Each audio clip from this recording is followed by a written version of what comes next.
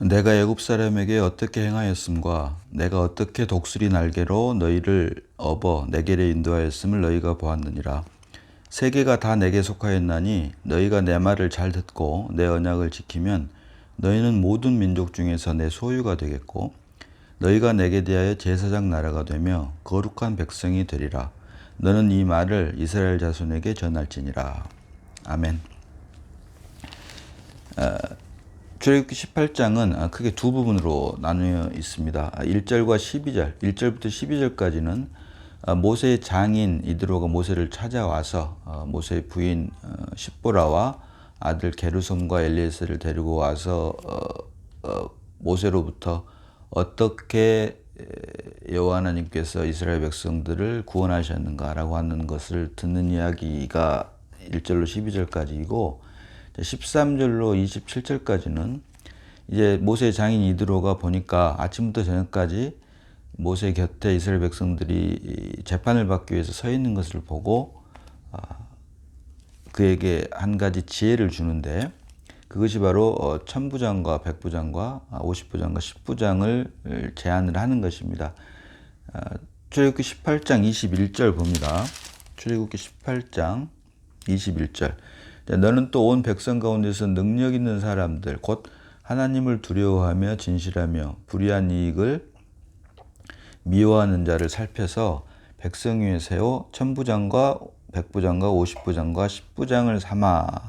이렇게 말을 하니까 25절로 모세가 이스라엘 무리 중에서 능력 있는 사람을 택하여 그들 백성의 우두머리 곧 천부장과 백부장과 50부장과 10부장을 삼음에. 자, 이렇게 모세가 장인의 말대로 천부장과 백부장과 50부장과 10부장을 세워서 큰 일은, 크고 어려운 일은 모세에게 가져오게 하고 작은 일은 스스로 재판하게 함으로 일의 효율을 높이게 하는 장면을 우리가 볼 수 있다. 그래서 출애굽기 18장은 모세의 장인 이드로가 모세를 방문해서 그의 아내 십보라와 두 아들 게르솜과 엘리에셀을 데리고 오고 또 모세에게 백성들을 재판하는 것에 대한 지혜를 주는 장면을 기록을 하고 있습니다. 자, 이어지는 19장 보면 19장 1절 봅니다. 이스라엘 자손이 애굽 땅을 떠난 지 3개월이 되던 날 그들이 시내 광야에 이르니라. 아멘. 마침내 이제 이스라엘 백성들이 애굽 땅을 떠나서 람세스를 떠나서 이제 3개월 만에 시내 광야에 이르게 됩니다. 다음 시간에 20장 10계명을 반포하는 율법을 반포하는 장면을 우리가 살펴보겠는데요. 그 바로 전에 10계명이 반포되기 전에 사건을 19장이 기록을 하고 있습니다. 본문 읽은 것처럼 출애굽기 19장 4절로 6절은 두 부분으로 되어 있습니다. 한 부분은 4절이고 또 다른 부분은 5절, 6절인데 4절은 내가 애굽 사람에게 어떻게 행하였음과 내가 어떻게 독수리 날개로 너희를 업어 내게로 인도하였음을 너희가 보았느니라. 10계명을 반포하기 전에 애굽 사람의 손에서 이스라엘 백성을 인도하였다고 하는 사실을 분명히 말을 하고 있습니다. 출애굽기 20장 2절에서도 10계명을 반포하기 전에 나는 너를 애굽 땅 곧 종되었던 집에서 인도하여 낸 내 하나님 여호와니라 라고 하는 말을 분명히 하고 있습니다. 이 말은 결국 우리가 그리스도 예수 안으로 옮겨서 사망에서 생명으로 옮기기 위해서는 반드시 그 전제가 아담 안에서 태어났다라고 하는 사실, 그리고 아담 안에서 태어났다라고 하는 말을 다른 말로 하면 죄된 생명으로 태어났다, 전제가 타락이다라고 하는 것을 분명히 해야 되고, 우리가 구원이 죄로부터의 구원인 것처럼 이스라엘 백성들에게 언약, 곧 십계명을 반포하는 그 이유는 첫 번째가, 그 전제가 바로 애굽 사람들의 손에서 이스라엘 백성들을 인도하는 하나님이다 라고 하는 것을 분명히 하고 있다. 그래서 그 말을 한 다음에 비로소 5절과 6절로 세계가 다 내게 속하였나니 너희가 내 말을 잘 듣고 내 언약을 지키면 너희는 모든 민족 중에서 내 소유가 되겠고 너희가 내게 대하여 제사장 나라가 되며 거룩한 백성이 되리라. 너는 이 말을 이스라엘 자손에게 전할지니라. 아멘. 이렇게 이야기를 하고 있으며 다음 시간에 살펴보겠지만 출애굽기 20장 3절로 17절까지 그렇게 이 언약의 내용을 십계명으로 대표되는 율법을 선포하는 것을 우리가 볼 수 있다는 것입니다. 자, 그런데 5절 보니까 세계가 다 내게 속하였고 너희가 내 말을 잘 듣고 내 언약을 지키면 조건절이 있습니다. 지키면. 자, 신명기 11장 26절로 28절 봅니다. 신명기 11장 26절로 28절입니다. 내가 오늘 복과 저주를 너희 앞에 두나니 너희가 만일 내가 오늘 너희에게 명하는 너희의 하나님 여호와의 명령을 들으면 복이 될 것이요 너희가 만일 내가 오늘 너희에게 명령하는 도에서 돌이켜 떠나 너희의 하나님 여호와의 명령을 듣지 아니하고 본래 알지 못하던 다른 신들을 따르면 저주를 받으리라.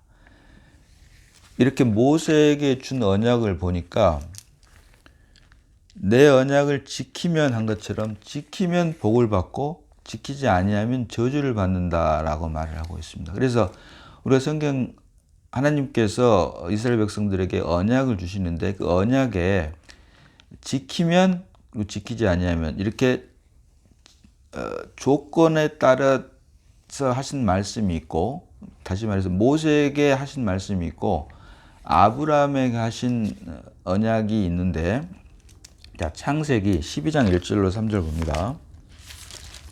창세기 12장 1절로 3절입니다. 자, 여호와께서 아브라함에게 이르시되 너는 너의 본토 친척 아비집을 떠나 내가 내게 보여줄 땅으로 가라. 내가 너로 큰 민족을 이루고 내가 내게 복을 주어 내 이름을 창대하게 하리니 너는 복이 될지라 복의 통로가 될지라. 자, 너를 축복하는 자에게는 내가 복을 내리고 너를 저주하는 자에게는 내가 저주하리니 땅의 모든 족속이 너로 말미암아 복을 얻을 것이라 하신지라. 아멘. 자, 3절 보니까 너를 축복하는 자에게는 내가 복을 내리고 너를 저주하는 자에게는 내가 저주하리니 라고 하면서 여기에서 복과 저주가 나오지만 여기 대상은 아브라함이 아니라 아브라함을 축복하는 자 그리고 아브라함을 저주하는 자 아브라함에게 한 말이 아닙니다. 여기서 이 말하는 복과 저주는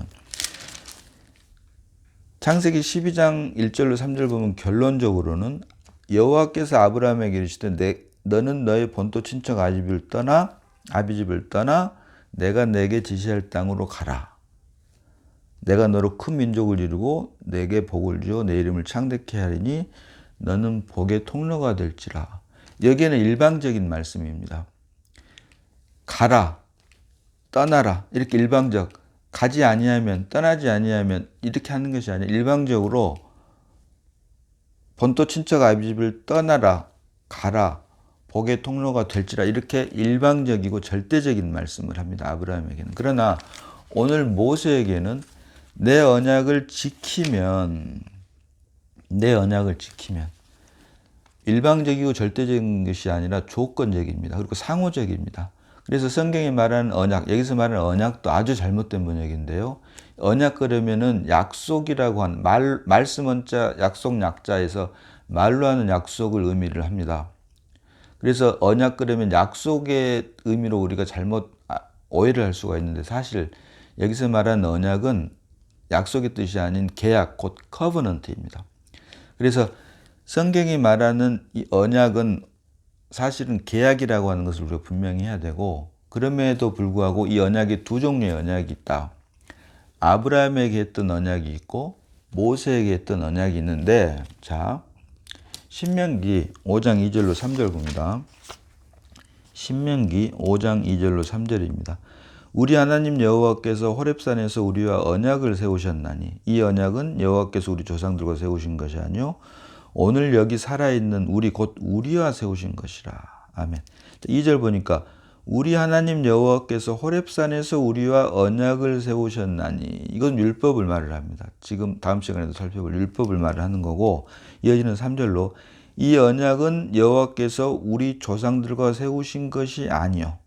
다시 말하면 아브라함과 이삭과 야곱에게 했던 그 언약과는 종류가 다르다라고 하는 것입니다. 말씀드린 대로 아브라함에게 했던 언약은 약속의 의미, 포함하고 있고 일방적이고 절대적인. 그러나 모세에게 했던 호렙산에서 세운 언약은 율법, 다시 말하면 지키면 복을 받고 그렇지 않으면 저주를 받는다라고 하는 조건적이고 상호적인 것을 의미를 하고 있다. 그래서 두 종류의 언약이 있는데 아브라함에게 했던 언약과 모세에게 했던 언약이 있다. 그래서 아브라함에게 했던 언약은 약속의 의미를 포함을 하고 있고 모세에게 했던 언약은 율법을 의미를 하고 있다라고 하는 것입니다. 그래서 이것을 자 로마서 4장 13절 봅니다. 로마서 4장 13절. 자, 아브라함이나 그 후손에게 세상의 상속자가 되리라고 하신 언약은 할 때 여기서 말하는 언약이 약속의 의미가 있는 언약입니다. 이것만이 커버넌트가 아니고 프라미스, 제대로 번역해 놓은 것입니다. 성경의 모든 언약은 커버넌트를 언약으로 다시 말해서 계약을 언약으로 잘못 번역해 놓은 것인데 오직 여기에서 번역해 놓은 언약만이 약속의 의미가 있는 프라미스를 제대로 번역을 해 놓은 것이다. 그래서 아브라함이나 그 후손에게 세상의 상속자가 되리라고 한 언약은 율법으로 말미암은 것이 아니요 오직 믿음의 의로 말미암은 것이라. 아멘. 아브라함에게 했던 것은 약속이다라고 하는 것입니다. 같은 계약이지만 약속의 뜻이 포함되어 있는 것이고 오늘 모세에게 준 율법으로 말미암은 것이 아니다라고 하는 것을 로마서 4장 13절이 말을 하고 있는데 아브라함이나 그 후손에게 세상의 상속자가 되리라고 한 언약은 약속은 율법으로 말미암은 것이 아니요 오직 믿음의 의로 말미암은 것이니라라고 하면서 이어지는 14절로 만일 율법에 속한 자들이 상속자이면 믿음은 헛되고 약속은 파기되었느니라. 아멘. 그렇죠. 모세를 통해서 이스라엘 백성들에게 준 율법, 그래서 다시 말하면 표면적 유대인인 이스라엘 백성들이 상속자가 돼버렸다면 믿음으로 말미암아 하나님의 자녀가 될 수 있는 우리 이방인들에게는 그 어떤 지위도 없게 돼버리는 거니까 믿음은 헛되고 약속은 파기돼 버린 것이 되는 거죠.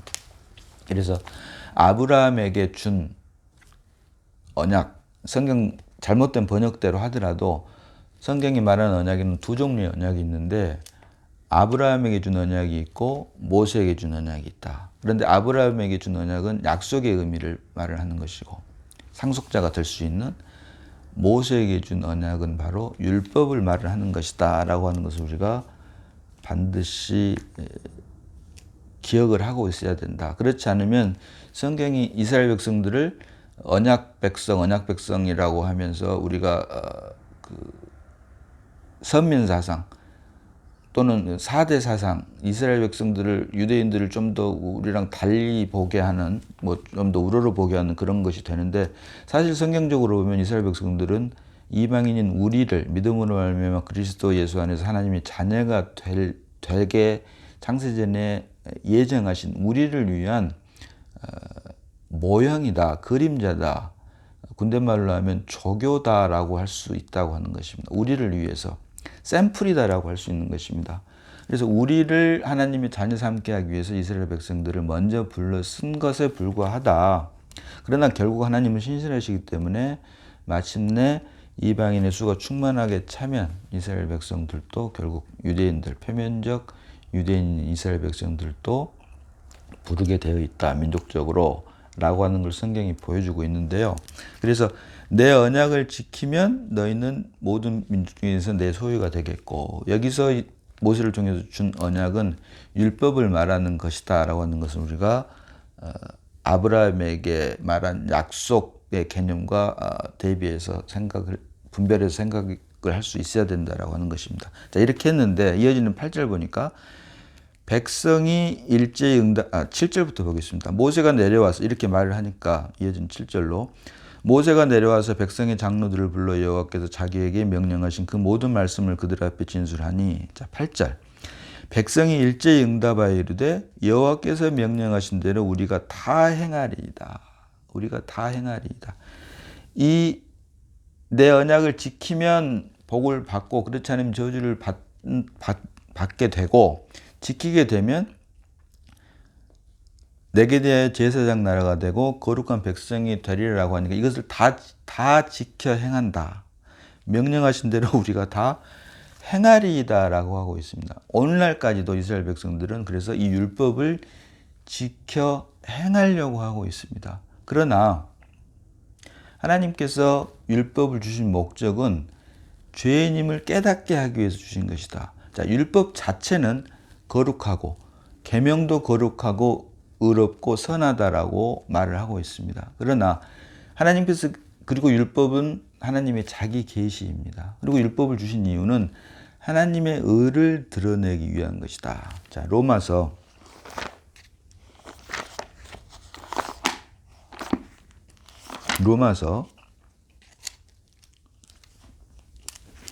7장 봅니다.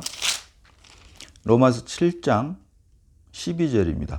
이로보건대 율법은 거룩하고 계명도 거룩하고 의로우며 선하도다. 그리고 율법 천지가 없어지기 전에는 율법의 1.1획도 없어지지 아니한다라고 하는 말씀도 마태복음에 있다. 그래서 율법은 하나님의 자기 계시이고 이만큼 율법이라고 하는 것은 거룩하고 선하고 의롭고 선하다라고 하는 것을 말을 하고 있는데 이렇게 율법을 주신 이유는 하나님의 자기 계시를 주신 이유는 율법을 통해서 하나님의 의를 드러내기 위한 것이다라고 하는 것입니다. 로마서 3장 21절 봅니다. 로마서 3장 21절. 자, 이제는 율법 외에 하나님의 한 의가 나타났으니 율법과 선지자들에게 증거를 받은 것이라고 하면서 곧 예수 그리스도를 믿음으로 말미암아 모든 믿는 자에게 미치는 하나님의 의인이 차별이 없느니라. 아멘. 로마서 3장 21절 보면 율법 외에 하나님의 한 의가 나타났으니 즉 하나님의 의를 드러내게 하는 그 첫 번째가 율법, 이스라엘 백성들에게 준 율법이고 또 다른 율법 외에 또 다른 것이 예수 그리스도를 믿음으로 말미암아 모든 믿는 자들에게 미치는 하나님의 은이 차별이 없느니라.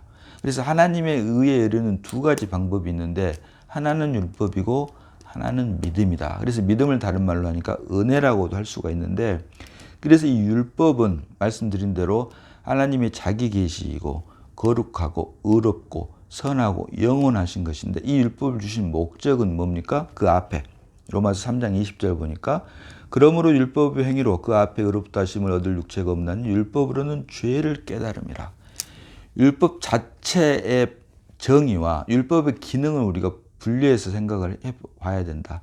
율법 자체는 하나님의 자기 계시이고 거룩하고 의롭고 선한 것이지만 그리고 영원한 것이지만 율법을 주신 이유는 율법의 기능이라고도 할 수 있는데 율법의 기능은 뭐냐면 율법을 주신 이유는 율법을 통해서 죄를 깨달음이라. 죄인임을 깨닫게 하기 위해서 율법을 주셨고 그것이 바로 모세를 통해서 이스라엘 백성들에게 준 모세를 통해서 이스라엘 백성에게 준 언약이다라고 하는 것입니다. 그래서 그 언약을 지키면 복을 받고 그렇지 않으면 저주를 받는다가 율법으로 나타났고 그 율법을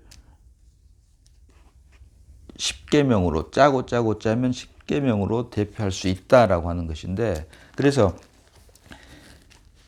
8절 보니까 여호와께서 명령하신 대로 우리가 다 행하리이다. 율법을 지금도 지키려고 하고 있다. 심지어 믿음으로 말미암아 그리스도 예수 안으로 옮긴 그리스도인마저도 하나님의 말씀을 지키고 행하려고 하고 있다. 지키고 행하는 것 자체는 중요한 것이지만 문제는 당연히 지키고 행해야 되지만 그것을 내가 지키게 되면 그것이 율법이 되는 것이고 내 안에 출생한 그리스도가 지키고 행하게 되면 온전케 하게 되면 그것이 믿음이 되고 은혜가 된다라고 하는 것을 우리가 반드시 성경 말씀을 통해서 분별해낼 수 있어야 된다. 그래서 우리가 여기서 한 가지 확실히 짚고 넘어가야 될 것은 성경이 말하는 율법과 은혜라고 하는 것입니다. 은혜는 곧 믿음인데요. 그 은혜를 인하여 너희가 은혜를 인하여 믿음으로 말미암아 구원을 얻었나니 이것이 너희에게서 난 것이 아니라 하나님의 선물이라고 하면서 에베소서 2장 8절로 9절 보면 행위에서 난 것이 아니니 이는 누구든지 자랑치 못하게 하려 함이라. 율법은 반드시 행위를 동반합니다.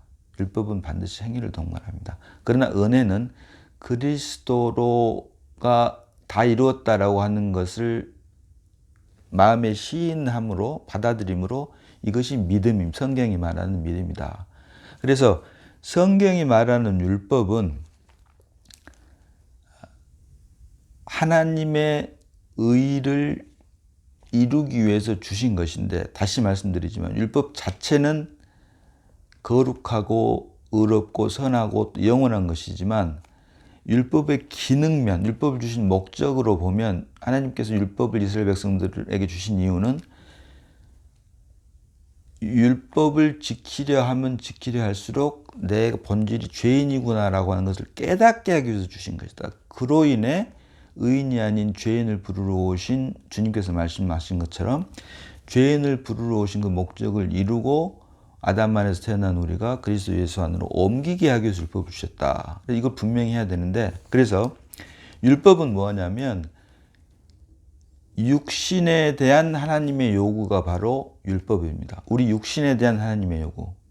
육신에 대한 하나님의 요구라고 하는 말은 아담 안에서 태어난 우리 자신에 대한 하나님의 요구가 바로 율법이다. 그러나 은혜는 그리스도에 대한 하나님의 요구.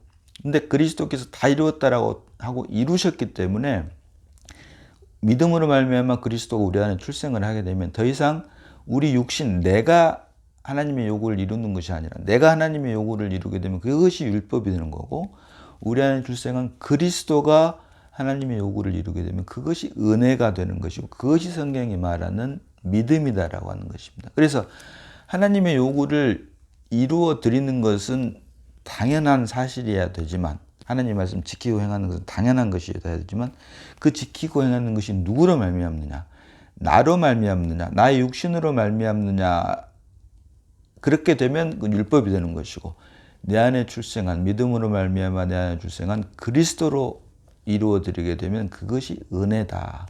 그래서 율법은 우리 육신에 대한 하나님의 요구가 바로 율법이고, 은혜는 그리스도에 대한 하나님의 요구가 은혜다라고 하는 것을 우리가 분명히 분별할 수 있어야 된다. 그래서 하나님의 말씀을 지키고 행하되, 내가 지키고 행하게 되면 그것이 율법이 되는 것이고, 그리스도가 지키고 행하게 되면 그것이 바로 은혜가 되고, 성경이 말하는 그것이 은혜다라고 하는 것입니다. 그런데 아직까지도 이스라엘 백성들은 율법을 지키고 행하려고 하고 있기 때문에, 다 본인들이 지키고 행하려고 하고 있기 때문에, 자, 이사야서 8장 14절 봅니다. 이사야서 8장 14절입니다. 자, 그가 성소가 되시리라. 그러나 이스라엘의 두 집에는 걸림돌과 걸려 넘어지는 반석이 될 것이며 예루살렘 주민에게는 함정과 올무가 되시리니. 아멘. 율법으로 말미암아 지킬 수 없음을 깨닫고 그리스도 예수 안으로 옮겨야 되는데, 아직도 율법을 지켜 행하려고 하고 있기 때문에 은혜로 오신, 은혜와 진리가 충만한 그리스도께서 다 이루었다, 반석 되신 그리스도로 말미암는 것이 이스라엘의 두 집에는 걸림돌과 걸러 넘어지는 반석이 되게 돼 있으며, 예루살렘 주민에게는 그 율법이 결국에는 함정과 올무가 된다라고 하는 것입니다. 그리스도는, 반석이신 그리스도는 그들에게 걸림돌, 넘어지는 반석이 되고, 그들이 지키고 행하려고 하는 율법은 그들을 넘어뜨리게 하는 함정과 올무가 된다라고 말을 하고 있다는 것입니다. 이사야서 8장 14절이. 자, 그래서 이와 같은 말씀을, 자, 베드로전서 2장 8절로 10절 봅니다.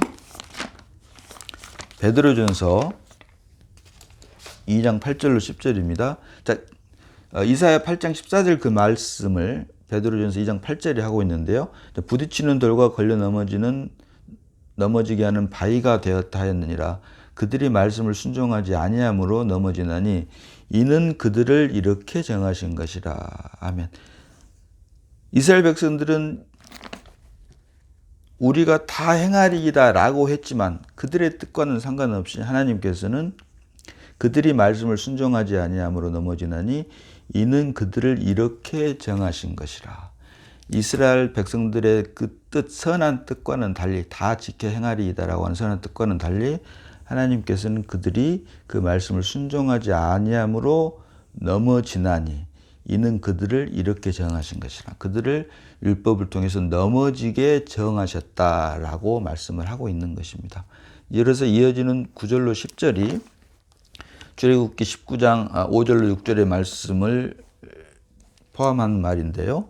그러나 너희는 택하신 족속이요 왕같은 제사장들이요 거룩한 나라요 그의 소유가 된 백성이니 이는 너희를 어두운 데서 불러내어 그의 기이한 빛에 들어가게 하시니 아름다운 덕을 선포하게 하려 하심이라. 이어지는 10절로 너희가 전에는 백성이 아니더니 이제는 하나님의 백성이요 전에는 긍휼을 얻지 못하였더니 이제는 긍휼을 얻은 자니라. 아멘. 그리스도 예수 안에서 율법을 다 지켜야 되지만 결국은 못 지켰기 때문에 표면적 유대인인 이스라엘 백성들도 전에는 백성이 아닌 것이고 긍휼을 얻지 못하였지만 이제는 유대인이든 이방인이든 믿음으로 말미암아 그리스도 예수 안에 있게 되면 이제는 하나님의 백성이 되는 것이고 이제는 긍휼을 얻게 됐다. 이것이 결국은 율법이 아닌 은혜 안에 있기 때문이다. 육신에 대한 하나님의 요구가 아닌 그리스도에 대한 하나님의 요구가 바로 은혜이기 때문에 믿음으로 말미암아 그리스도 예수 안으로 옮기는 사람들에게 이런 은혜가 넘치게 되므로 하나님의 백성이 이제는 됐고 긍휼을 얻은 자가 이제는 됐다라고 하는 말씀을 성경은 베드로는 하고 있다, 사도 베드로는 하고 있다는 것입니다. 자, 이어지는 10절로 11절 봅니다.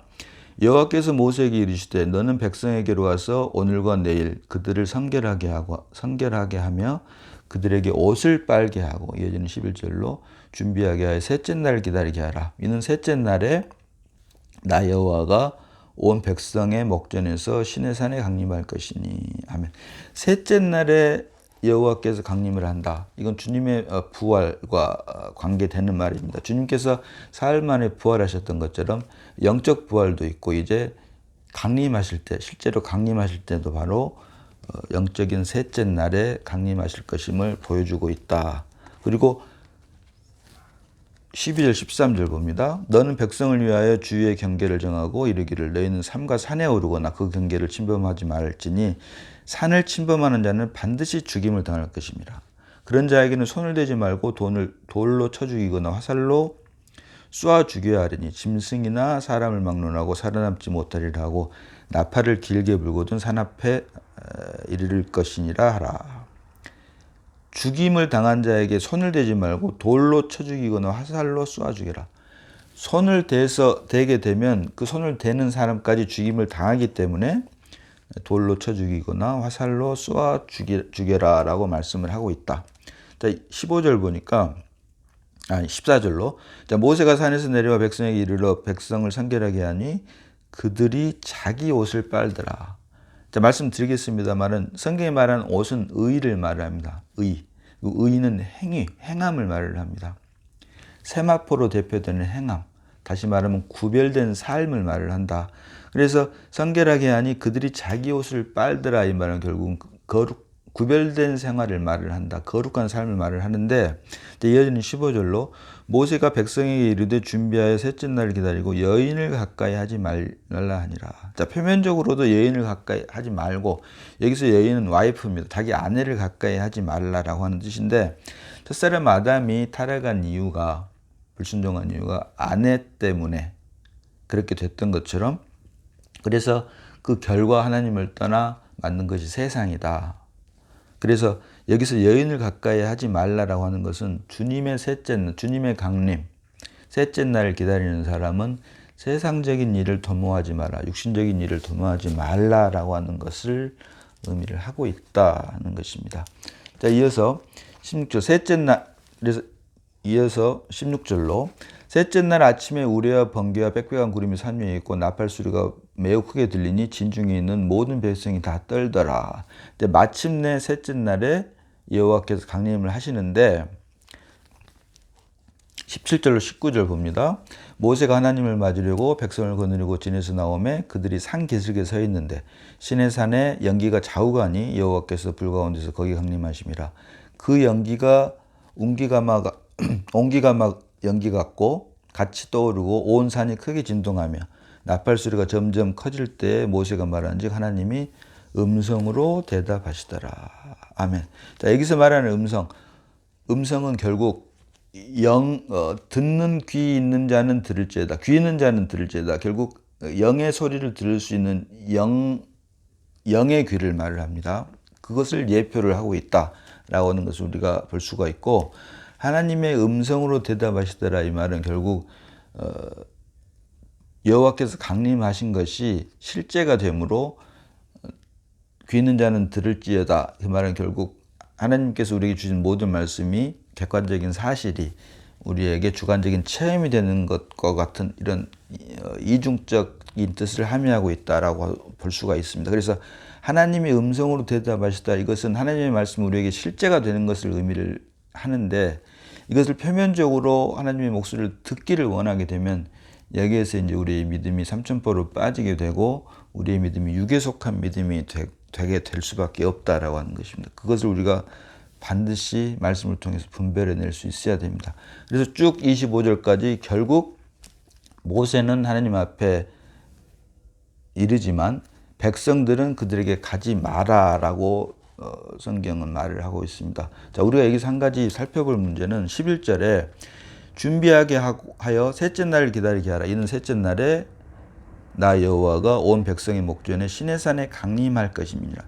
셋째 날에 강림하시는데 그 첫째 날과 둘째 날, 그 앞에 10절 보니까 오늘과 내일은 그들을 성결하게 하며 그들에게 옷을 빨게 하고, 미리 말씀드린 대로 옷이라고 하는 것은 의를 말을 하고 의는 행함을 말을 한다.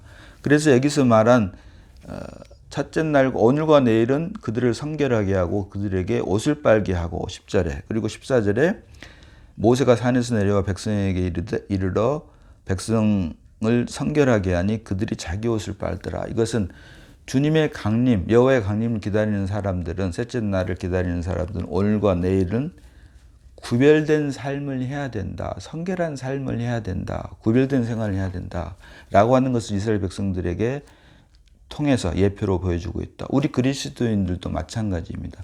이제 주님의 재림을 기다린다라고 하면 주님의 재림을 위해서 우리가 구별된 삶, 구별된 생활을 해야 된다라고 하는 것을 보여주고 있다. 자, 데살로니가 전서 2장 19절로 20절 봅니다. 데살로니가 전서 2장 19절로 20절. 자, 우리의 소망이나 기쁨이나 자랑의 멸류관이 무엇이냐? 그가 강림하실 때 우리 주 예수 앞에 너희가 아니냐? 너희는 우리의 영광이요 기쁨이니라. 아멘. 셋째 날을 기다리는 재림신앙, 이것이 바로 우리의 소망이 되어야 되는데, 옷을 빨았던 것처럼 거룩한 생활, 구별된 생활, 성결한 생활을 하는 것이 결국 지금 우리 그리스도인들은 우리 주 예수 앞에 너희가 아니냐? 우리의 소망이나 기쁨이나 자랑의 멸류관이 무엇이냐? 그가 강림하실 때 우리 주 예수 앞에 너희가 아니냐? 이제 이게 실제